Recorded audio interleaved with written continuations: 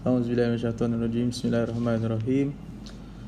Okay. Nama saya Muhammad Amirul Mukminin bin Muhammad Nasir. Nombor matrik GB 03405. Okay. Berdasarkan daripada persoalan yang dikemukakan untuk video yang kedua, persoalan yang berbunyi keperluan kepada tauhid kontemporari. Baiklah, yang saya boleh jawab di sini adalah apakah maksud tauhid kontemporari?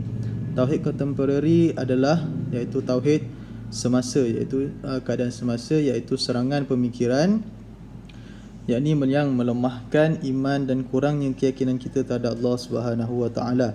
Ia juga boleh menyebabkan kita terjerumus ke arah kesesatan, terutamanya dalam masa terkinilah, keadaan isu semasa yang kita alami sekarang ini. Baiklah, dalam kita mempelajari ilmu tauhid ini, fiqh dan tasawuf, kita mestilah pertamanya mempunyai tujuan.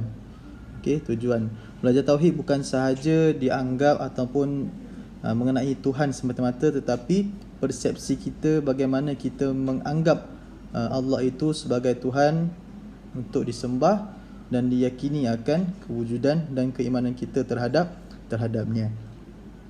Seterusnya, hubungannya dengan kehidupan kita, iaitu kehidupan selepas mati, yakni akhirat, di mana dosa, pahala dan banyak lagi. Kemudian apa yang penting adalah matlamat kita belajar ilmu tauhid adalah pertamanya, iaitu terbahagi kepada tiga, iaitu untuk mengelakkan syirik, kufur dan nifaq akidah. Iaitu apa nifaq akidah? Iaitu akidah orang munafik. Tetapi tak semestinya dengan hanya belajar ilmu tauhid atau kenal Allah ini kita akan beriman kepada Allah. Tetapi kerana contoh yang kita boleh ambil adalah sedangkan syaitan lanatullah juga beriman kepada Allah. Dia lebih tahu keadaan syurga dan neraka, tetapi tidak beriman kepada Allah. Konsep dia kat situ. Sedangkan sehina-hina makhluk itu pun dia tahu akan kewujudan Allah, tetapi dia tidak beriman kepada Allah. Okey. Seterusnya, ilmu ataupun tujuan belajar ilmu ini adalah kita dapat melakukan segala, apabila kita sudah kenal Allah, kita dapat melakukan segala perintah Allah, meliputi ilmu fiqh dan tasawuf. Dengan belajar ilmu tasawuf pada zaman tauhid kontemporari ini, kita dapat mengelakkan diri kita daripada orang yang fasik, yang bermaksud orang yang mengekalkan dosa secara berterusan, yakni dosa-dosa kecil dan melakukan dosa-dosa yang besar. Dengan belajarnya ilmu seperti ilmu tauhid, fiqh dan tasawuf ini akan menjadikan kita muslim yang baik dan sejati, serta mampu hidup dalam dunia kontemporari ini yang meliputi cabaran akidah yang lebih meluas.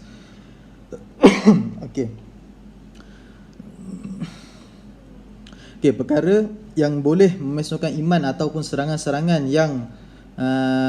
ataupun serangan-serangan pemikiran yang bertujuan untuk melemahkan iman dan keyakinan antara sekarang dan zaman dulu jauh bezanya.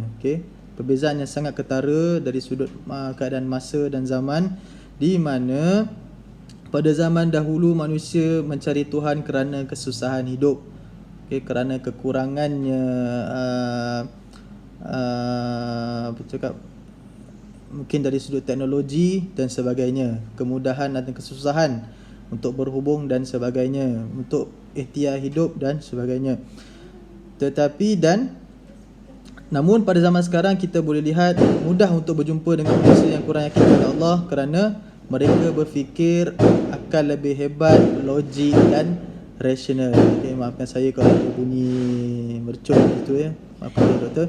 Seterusnya, serangan-serangan yang menyebabkan kita tidak, ataupun keperluan kenapa pentingnya kepada tauhid kontemporari ini, serangan-serangan yang menyebabkan kita tak mempedulikan atau kurang mengambil kisah tentang Islam sekarang lahir dari isu-isu semasa yang timbul, seperti orientalism, kapitalis dan banyak lagi lah.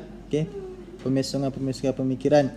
Hak asasi yang diperkatakan juga boleh mengurangkan keyakinan manusia kepada Allah, kerana mereka meletakkan nafsu ataupun kehendak diri itu adalah lebih utama berbanding Berbanding apa? Berbanding dengan keyakinan kepada Allah Subhanahu Wa Taala ataupun keperluan keimanan kita kepada Allah Subhanahu Wa Taala dengan melawan fitrah sebagai seorang hamba kepadanya.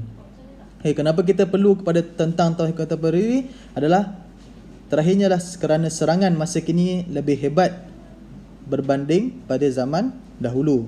Kerana manusia di zaman teknologi ini kurang ingin bercakap tentang Tuhan, malah meletakkan akal dan keinginan itu lebih utama dalam aspek kehidupannya.